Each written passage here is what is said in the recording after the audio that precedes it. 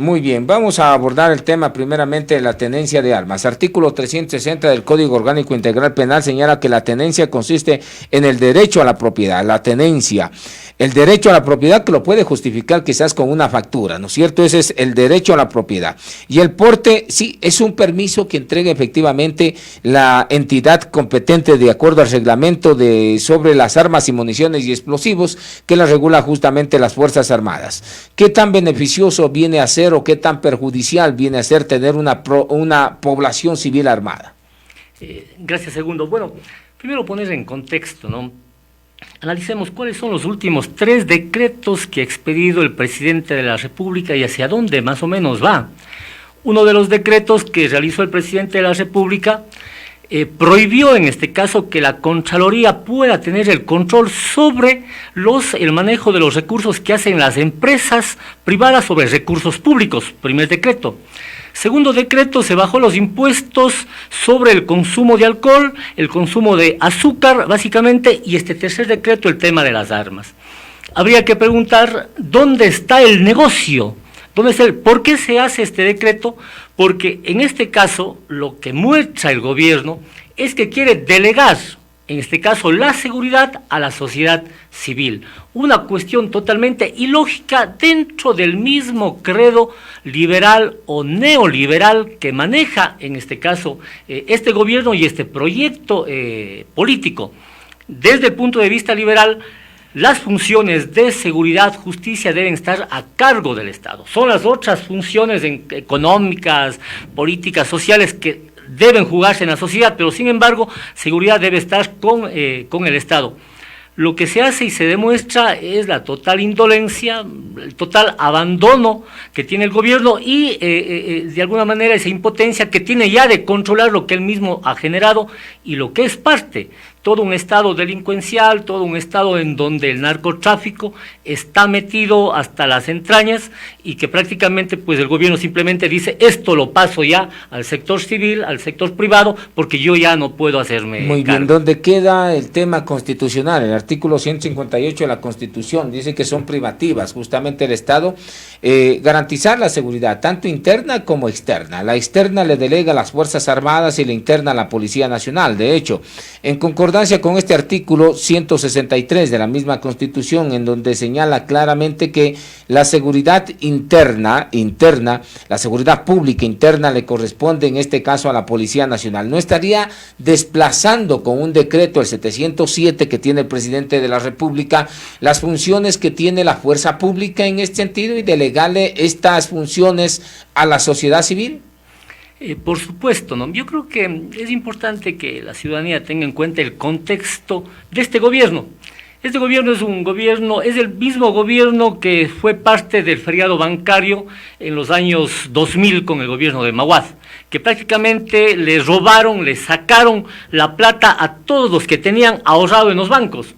Este gobierno también es parte de lo que fue el anterior gobierno de Maguad, que fue también su coideario, el gobierno de Osvaldo Hurtado, con la sucretización.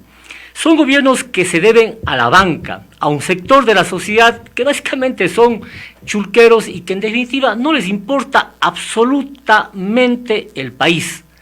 El tema de las armas es un tema de un negocio redondo. Veamos Segundo que después del narcotráfico a nivel mundial, uno de los negocios más grandes es el de las armas, conjuntamente con el tema de las medicinas, las vacunas, que también hoy han estado al orden del día. En ese contexto se da también este decreto. Es un tema que está favoreciendo a ciertos sectores. Lo que habría que averiguar es qué sectores se van a beneficiar. En definitiva, no les interesa al gobierno, a las empresas transnacionales que se dedican al narcotráfico, que se dedican a las armas, a la minería, no les interesa la situación real de la población. Lo que les interesa es el negocio. Se están produciendo miles y millones de armas en todo el mundo. Estados Unidos es uno de los que más produce, y esas armas tienen que venderse en algún lugar. Y obviamente donde estos decretos, guerras, donde exista crimen organizado y todo eso, pero recordemos, por ejemplo, que el tema de las armas, las que se han incautado, por lo menos aquí en el país, han sido de fabricación estadounidense. las que traen de allá. Parece que esto funciona como una especie de trueque. Tenemos nosotros la droga, la cocaína, la heroína y ustedes nos abastecen con armas. Que eso es la característica que tienen los grupos de delincuencia organizada que se han enraizado netamente en el país y que hoy desde aquí, desde el Ecuador, empiezan a operar. Lo dice el informe León de Troya. Sí, efectivamente.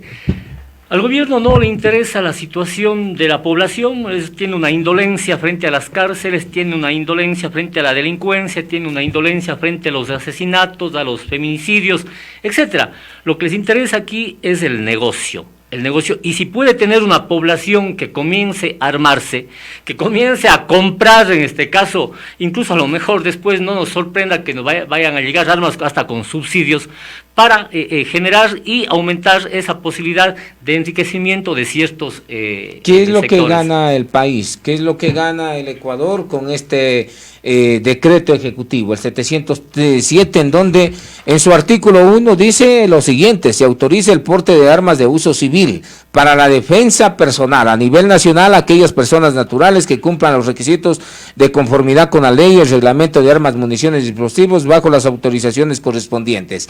Aquí la pregunta puntual sería que ¿qué ganamos teniendo una sociedad civil armada?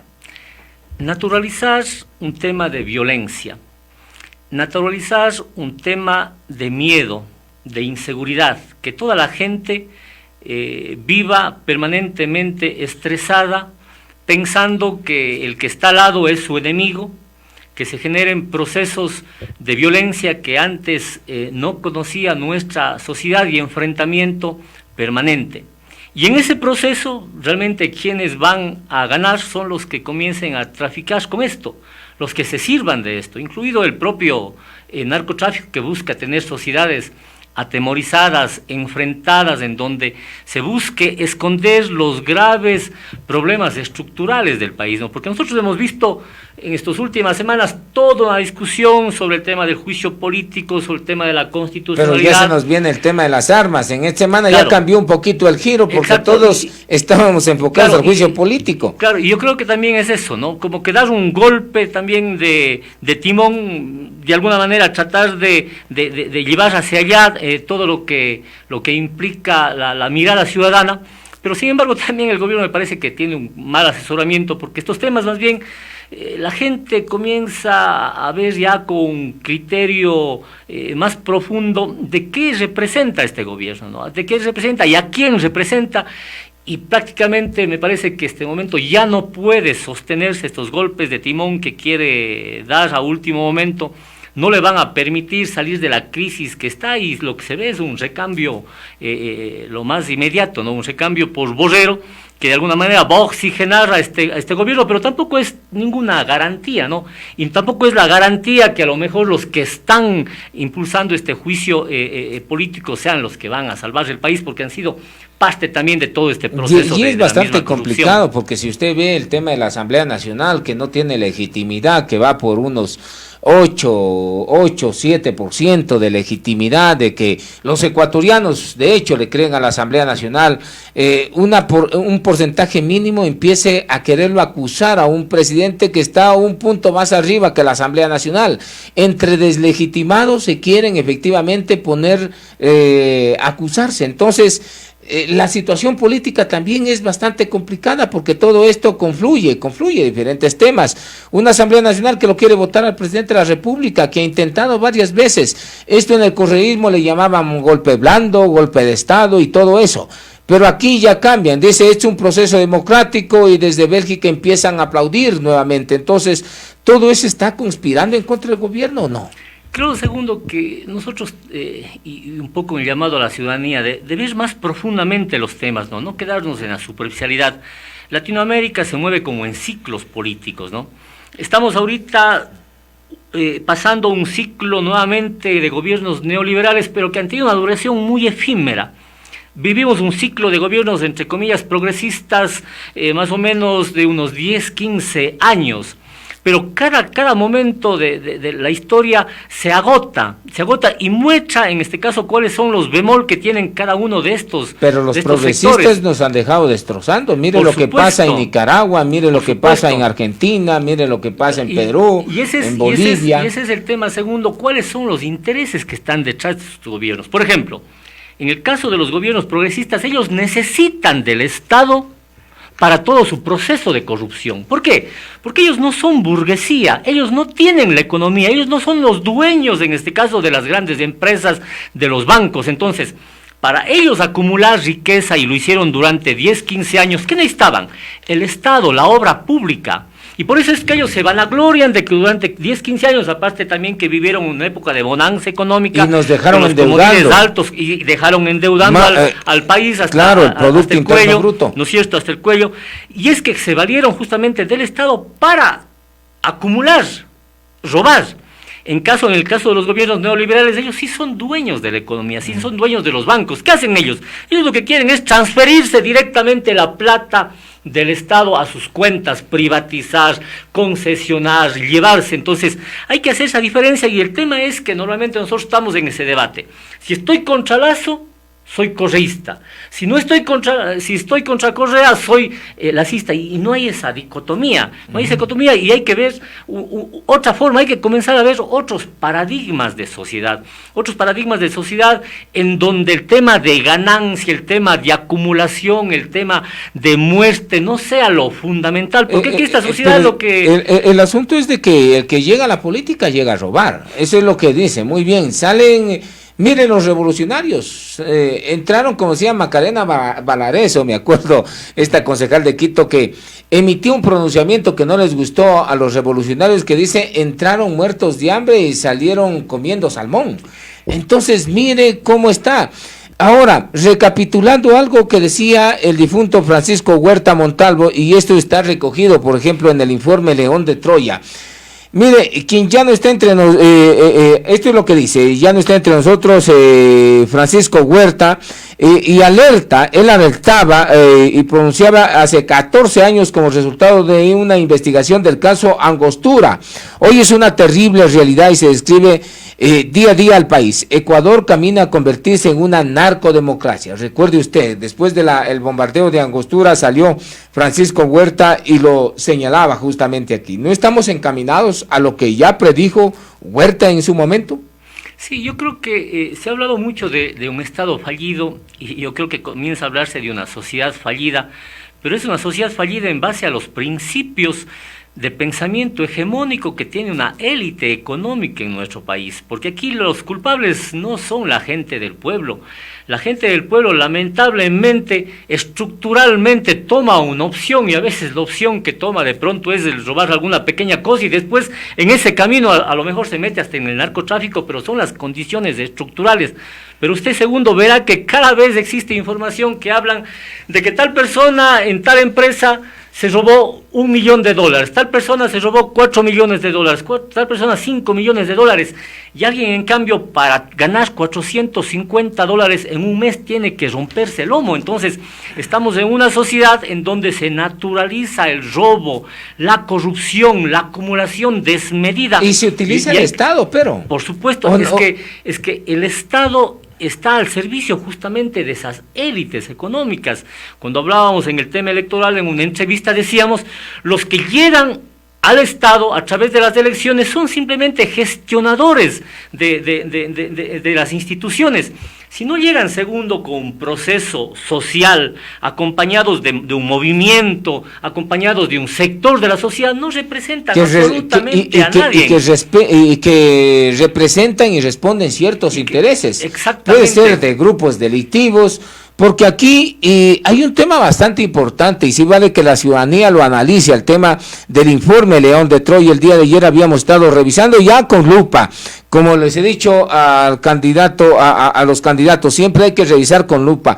Mire lo que pasa en este informe León de Troya. Dice que es necesario indicar que la incursión de ciudadanos albaneses en el país ya se dio hace mucho tiempo atrás, muchos años atrás, y que tenían antecedentes criminales. Miren lo que pasa.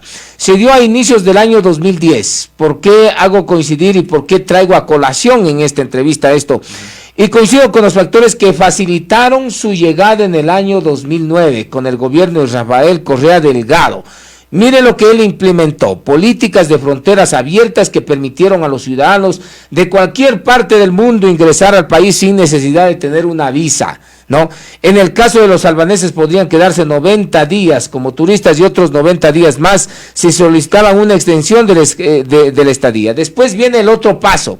¿Cuál viene a ser el otro paso? El retiro de la Policía Nacional del Control Migratorio, ordenado por el gobierno de Rafael Correa Delgado en el año 2011. Fue otro hecho que dificultó las labores investigativas de los ciudadanos que arriban al país. Mire, todo esto tiene, por eso decía, responden a ciertos intereses. ¿A quién respondía este gobierno para que ingresen personas delictivas, personas que tenían antecedentes tenebrosos en otros países y que les facilitó esta constitución, esta nueva constitución en el 2008, en donde en el artículo 4 y 6 les dice que tienen una ciudadanía universal? Y el artículo 11 dice que tienen los mismos derechos, deberes y obligaciones, pero solamente se enmarcaron derechos. Empezaron a desmantelar el Estado ecuatoriano, quitando a las instituciones competencias que nos permitían tener mejor seguridad a todos los ciudadanos ecuatorianos, y hoy en día el resultado de esa política o politiquería barata es el que tenemos hoy en día. ¿Qué piensa Franklin? Mira, segundo, yo creo que en este país los grupos gobernantes, las élites, no han logrado establecer un proyecto nacional. No existe un proyecto de patria, no existe un proyecto económico, no existe un proyecto de avanzar en una sociedad que busque equidad, que busque igualdad, que busque desarrollo. Lo que vienen haciendo es, en el caso tanto bien sea del gobierno anterior de Correa o bien sea en el gobierno actual, pues buscar ciertos entramados con ciertos sectores de la economía, bien sea la china, la estadounidense, pero también lamentablemente con lo que hemos visto también con sectores mafiosos del mundo mismo. Ahora los mexicanos, antes los albaneses, en el fin, básicamente en este caso, de generar ciertos negocios. No existe un sentido de país, y la única forma que algún momento pueda darse eso es cuando tengamos una sociedad civil más organizada, tengamos una sociedad civil más propositiva, cuando no estén esperándose, en este caso, que venga alguien a salvar o a dar haciendo las cosas, sino cuando sean parte, en este caso, de la historia, ¿no? Yo creo que de no haber este proyecto diferente, que no van a ser las élites, pues estamos caminando un poco navegando a la deriva, ¿no? Wow, pero es bastante complicado porque al final vienen a responder siempre a intereses. Mire, teníamos una agenda progresista en América Latina. ¿En qué se convirtió en eso? En una narcodemocracia. Vea lo que pasa nomás en Venezuela. Vea lo que pasa en Nicaragua, en donde un presidente que venía de los grupos, de los sectores sociales y después hasta guerrillero, empieza a reprimir a todo el mundo, empieza a meter preso a quienes disienten totalmente en contra de su política represiva. Entonces, este es el problema que nos dejó heredando una corriente progresista. Yo no sé, a esta altura del partido la gente se confunde si es que es mejor tener gobiernos progresistas o gobiernos neoliberales, como ustedes los llaman. Sí, bueno, yo creo que ahí es importante analizar la historia, ¿no? Yo creo que los gobiernos progresistas tuvieron un antecedente, y es un antecedente que es reiterativo en Latinoamérica: los grandes procesos de movilización social. Latinoamérica tiene algo que ya no tiene Europa, que ya no tiene otros continentes, que es un movimiento social activo. Nosotros tuvimos hace, un año, una movilización de un movimiento indígena fuerte, que podemos hacer muchas críticas de cómo se dio, cómo no se dio, pero ellos fueron capaces de paralizar 11 días del país. Paralizar 11 días del país, un movimiento profundamente grande, y claro, el tema es que a ese movimiento se fueron sumando otros sectores. Yo creo que por ahí se puede ver otra alternativa de sociedad diferente, desde la construcción de la comunidad, desde la construcción de los gremios, desde la construcción desde abajo, y esa ha sido, de alguna manera, segundo, la historia de Latinoamérica. Pero si en Latinoamérica, si en Latinoamérica se ha logrado, o en Ecuador, algunos derechos, es por la existencia de estos movimientos, y estos movimientos han sido reiterativos desde hablando ya de la República, desde 1895, y a continuación, y todos los derechos que se han conseguido es de esa manera. Y claro, el problema es que estos movimientos no se empoderan de sus luchas, no tienen sus propios representantes y normalmente ponen representantes que no salen de ahí. Toda la movilización que se generó en los años, fines de los 90, inicios de los 2000, vino y se puso al frente Correa, y toda la izquierda se fue detrás de él en vez de poner su propia gente, aunque o de sea poner unos sus añitos. propios representantes. Lógico, pero ellos fueron los que empujaron ese proceso, ¿no? Entonces, normalmente siempre se está esperando que venga alguien de afuera, o se tiene ese criterio muy colonialista que tiene que salvarnos alguien que no está con nosotros, ¿no? Yo creo que las sociedades van madurando. Yo creo que en la base se está generando procesos de maduración, diferentes organizaciones espero que comiencen a surgir, y esta forma política que hemos tenido hasta ahora de los partidos representativa comienza a hundirse, y va a tener que emerger algo diferente, o si no estamos condenados. Pero a esta altura del partido, ¿qué es más conveniente? ¿El neoliberalismo o la corriente del socialismo del siglo XXI, los movimientos progresistas a la toma del poder, cuando nos dejan estructuras delincuenciales en el Estado? Utilizan el Estado para generar estructuras delincuenciales, como lo decía Huerta y que lo recoge muchos escritos más. ¿Qué es más conveniente? ¿Delincuencia o alguien que dice muy bien, generemos otra manera de proyectar al país? Yo creo que ninguno de los dos. Primero porque en el caso de los gobiernos neoliberales han entrado con un apresuramiento en hacerse de los fondos del Estado y sin ninguna preocupación del país. El gobierno de Lasso, preguntemos qué ha hecho, aparte de la vacunación que le tocó, incluso para sus propios intereses. Poner en orden la economía, dice el presidente Lasso. Poner en orden la economía. Lo que se terminó el gobierno progresista de Rafael Correa Delgado. Poner en orden la economía es tener en un fondo de reserva miles de millones de dólares que sirven únicamente para mejorar los estados del país y para que crezcan los precios de los bonos del Estado y se favorezca cierto sector usurario que en este caso le debe nuestro país. Eso es lo que ha hecho el gobierno. En el resto hay un total abandono, educación, salud.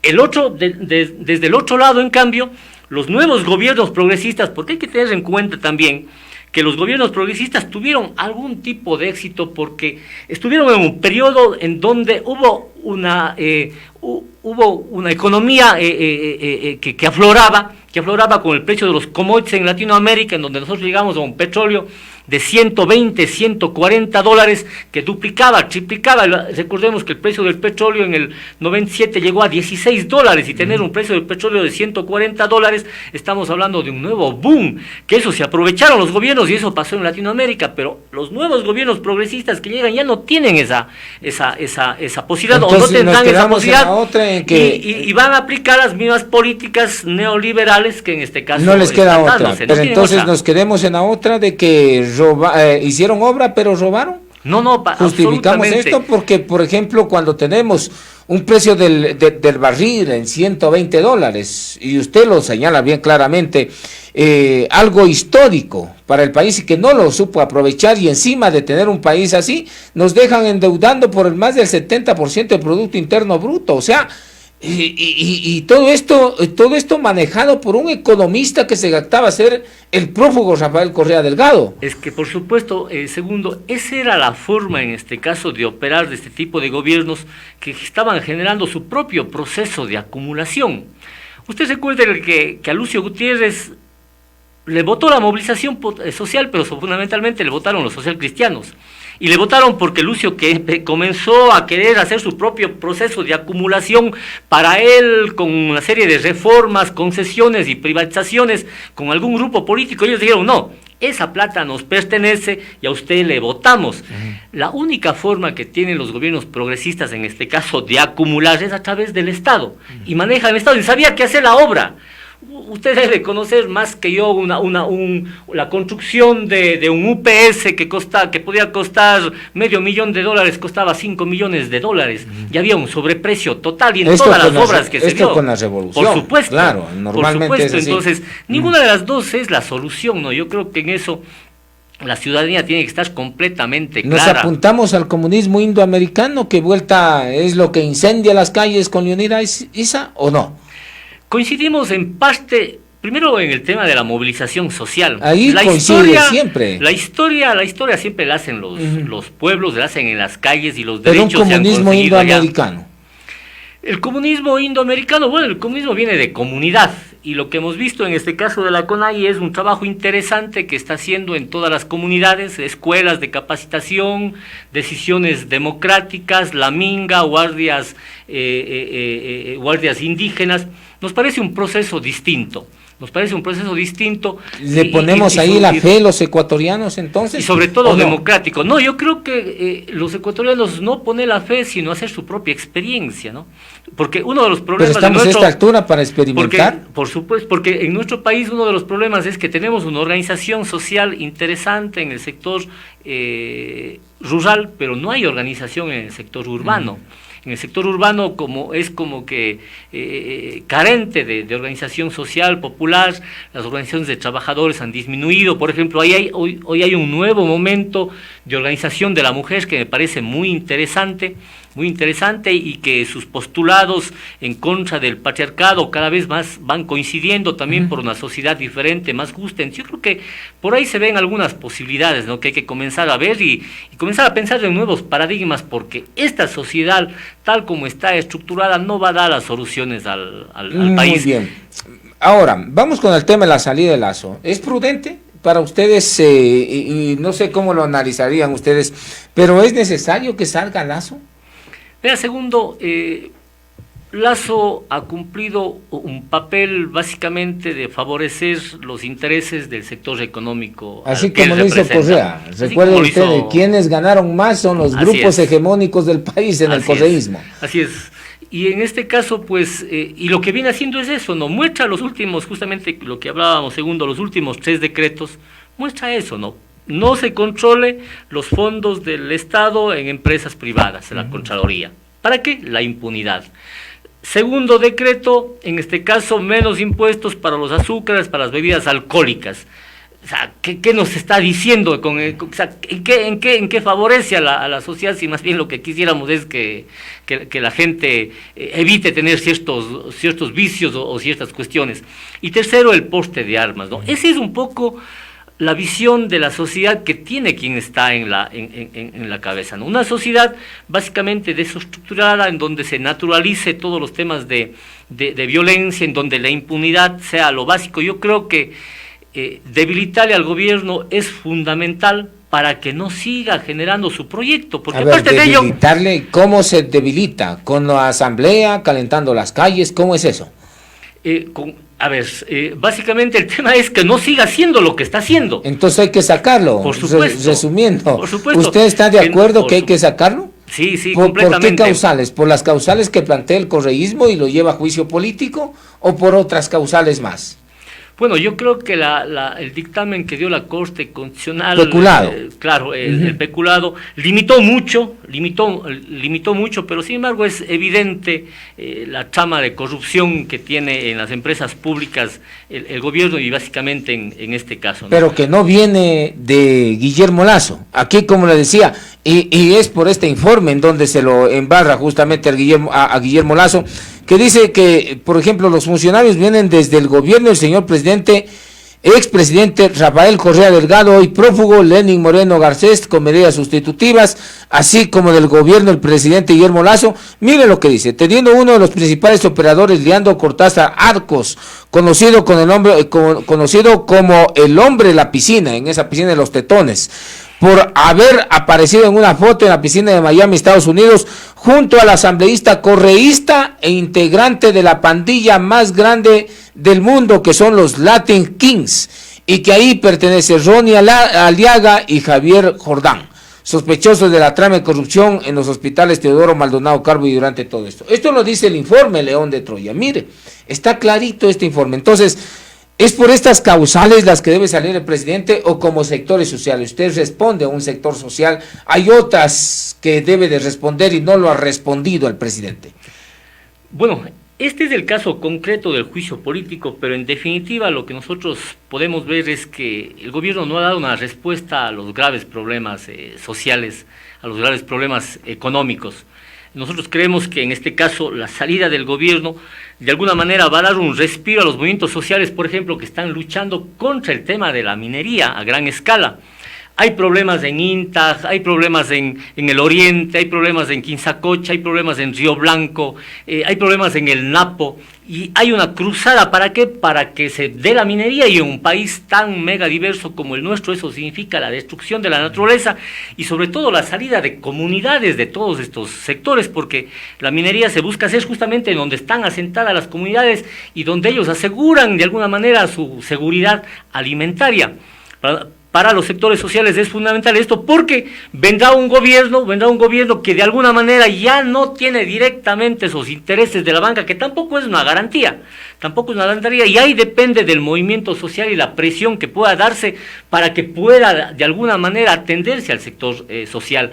Si es que no hay un proceso de movilización, si no hay un proceso de exigencia, pues no pasa absolutamente nada, hay una indolencia total, no solo en este caso de la presidencia, también de la Asamblea Nacional, y únicamente cuando hay estos procesos que generan organización, que generan salida a las calles, es cuando se atiende al sector social. Bueno, ese es por otras demandas las que ustedes están solicitando, no justamente por aquello, porque no veo, o sea, el tema de responsabilidad que tienen 3 funcionarios, Carrera, por ejemplo, cuñado del presidente de la República, ya ahí viene Hernán Luque, ya ahí viene Cherres, que ya fue asesinado, en base a esa trilogía, pues endilgan las responsabilidades directamente al presidente. Son acciones propias. Yo recuerdo en el correísmo esto le decían son errores de buena fe, o cuando pasaba alguna cosa por ahí que del $1.000.000 en el Ministerio de Energía decía esto era acuerdo entre privados, pero no juntaban los elementos suficientes como para votar a un presidente. A nadie no se le ocurría, porque rápidamente salían a decir que era golpe blando, que era golpe de Estado, que estaban en la conspiración, que hay sectores sociales que conspiraban, y poquito le faltaba al correísmo para salir a arrastrar a periodistas, a opositores, a colectivos sociales y meterlos en la cárcel. ¿Estamos de acuerdo en esa línea? Por supuesto. Sí, a ver, el tema es de que normalmente uno comete delitos o faltas por acción u omisión. En este caso, el presidente es el garante del patrimonio de todo el Estado ecuatoriano. Él no solamente tiene la prohibición de ejercer acciones que vayan en contra del patrimonio, también tiene la obligación de cuidar por ese patrimonio, y él tuvo todo el conocimiento. Es más, él nombró a los funcionarios, en este caso, que están realizando todos estos actos de corrupción, y no hizo absolutamente nada, más bien de alguna manera estuvo aupando todo ese tipo de hechos, y de alguna manera pues él tiene toda la responsabilidad de lo que hacen la gente de confianza, y que él tuvo conocimiento de todos esos hechos. Muy bien, ¿no están alineados al correísmo ustedes con esas tesis? Para nada. O el correísmo sí está reclamando hoy en día algo justo, porque el discurso correísta lo veo que está trasuntando en diferentes sectores sociales. Lo mismo que dice acá, esto me hace parecido un escenario. En el año 2015 y el año 2016, cuando empezaban a generar una serie de descontentos a la corriente progresista, el correísmo, que dejó desbaratando el país, empezaban a darles unos manuales a los funcionarios públicos, subsecretarios, hasta los mismos tenientes políticos. Todos, como decía ahí, cacareaban el mismo ritmo. Entonces, hoy en día parece que el manual que dice el correísmo en la Asamblea Nacional está regado por todo el país, ¿o no? Sí, no, segundo, yo creo que, bueno, primero un poco deberíamos no hacer esa dicotomía entre lacismo y correísmo. Yo creo que pueden haber sectores diferentes. Yo creo que es una necesidad justamente que existan sectores diferentes. Obviamente, hoy en día quien está en el gobierno es Lasso. ¿Y quién es la oposición en la asamblea? Es el correísmo. Hay dos, y claro, los socialcristianos y todo eso. Y hay que buscar una opción totalmente diferente, con otros paradigmas, con otros postulados, y que es importante que se vea eso, porque justamente, porque si no nos dejan en el uno o el otro, o soy de acá o soy de allá. Y yo creo que uno de los temas, por ejemplo, del correísmo es muy débil en el movimiento social. El correísmo no tiene organizaciones sociales, no tiene organizaciones de trabajadores, no tiene organizaciones de maestros, no tiene organizaciones en el sector. Están dormidas nomás, porque ahí tenía el CUT, recuerde usted, que era el correísmo. Pero son organizaciones de papel. La red de maestros que la generó acá. Son organizaciones de papel que se construyeron desde el poder y cuando estaban en el poder. Que están dormidas, porque mire, yo le veo nomás al prefecto electo de la provincia de La Suay, todos los exministros cuencanos estaban dormidos. Y hoy en día salen con sus barbaridades a decir, vamos, prefecto, a recuperar la patria, cuando fueron ellos los que dejaron destrozando la patria. Y justamente yo creo que ese es el llamado, ¿no? Es el llamado a las organizaciones que no se dejen infiltrar de estos sectores, que únicamente lo que buscan es cosechar a río revuelto y utilizar a los sectores sociales. Yo creo que hay la posibilidad de ir por otro lado, construir otro paradigma, y en este caso, como ya le decía, pues el sector del correísmo no tiene organización social, son muy débiles en esa parte, y eso hay que aprovechar para que ellos no terminen más bien apoderándose de todo ese ¿No es hacerle juego a Correa? Porque él dictó desde Bélgica, desde su sótano, entonces que hay que sacarlo a Lasso, y mire, lo que dijo parece que es un gran predictor, y al fin y al cabo, por diferentes causas lo han tratado de sacar al señor presidente Guillermo Lasso y no lo han podido. Y hoy en día están en esta. No sé si que les fallará o no sé si que lograrán su objetivo. Bueno, yo creo que a veces, segundo, se pega conjuntamente, pero hay que marcar diferencia, ¿no? Yo creo que hay que marcar diferencia. Yo creo que es imprescindible la salida de Lasso, es imprescindible tener un respiro por toda la crisis social, delincuencial que estamos viviendo. El gobierno sigue trabajando únicamente en base a un proyecto que él tiene establecido, y es feriarse, en este caso, toda la plata del país, las empresas, las minas, y en ese contexto, pues, la salida de Lasso va a ser un respiro para el movimiento social. Si no sale, importante. ¿Cuál es el riesgo que tiene el país? ¿Quizás convulsionado o no? Bueno, si no sale, tendrá que en este caso enmendar algunas cosas Lasso, porque el movimiento social va a estar pendiente. Yo creo que tuvimos junio, hubo una gran movilización social, toda la propuesta que viene generando el gobierno va en contra de las necesidades ciudadanas, y es como un león dormido que tarde y temprano nuevamente se va a despertar, y con una fuerza increíble, como ya se ha dado muestras en el país. 2019, el año anterior, muestra cómo realmente el movimiento social responde. Lamentablemente, después de eso no queda mucha organización, no queda mucha organización, y ese es el problema, porque no se le da continuidad a todos esos procesos de lucha, pero la gente está totalmente descontenta, y los índices de apoyo al gobierno muestran eso, ¿no? Muestran Así eso, es. que efectivamente este gobierno se cae, porque incluso hasta los periodistas más conspicuos de la derecha, como Ortiz y Nostroza, el propio Vera, le están dejando ya en la orfandad al propio gobierno de Bueno, eso de lo Lasso. dice Orlando Pérez, no, imagínense. No, le he oído. Orlando Pérez lo dice eso. No, yo le he oído a un Nostroza. acérrimo Claro. luchador de la corriente socialista. Bueno, yo no le he oído a Orlando Pérez, eso. le oí a Nostroza, le oí a Vera, y le oí también a Ortiz, a los tres que pude oírles, y básicamente los tres un poco le están dejando ya en orfandad. Y claro, con todo lo que está haciendo, y solamente para muestra un botón, esos últimos 3 decretos que comenzamos esta entrevista, que muestran cuál es la visión de ellos. Viven en una burbuja separada de la vida, de la sociedad, no sé, no conocen la vida en el campo, no conocen la vida en el mercado, en el trabajo, están totalmente desconectados de toda realidad. Muy bien. Gracias al doctor Franklin Sarmiento, él es uno de los integrantes de la Escuela Popular Agustín Cueva. Gracias, doctor, por estar en este medio de comunicación.